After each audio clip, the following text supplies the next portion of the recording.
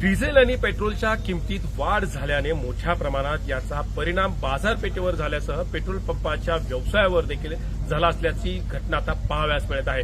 एकंदरीतच डिझेल आणि पेट्रोलमध्ये तब्बल 4 रुपयाची वाढ झाल्याने या ग्रामीण भागात त्याचबरोबर शहरी भागात आणि ट्रान्सपोर्ट लाईनवर याचा गंभीर परिणाम झालेला आहे। मी सध्या आता आहे पेट्रोल पंपाच्यावरच।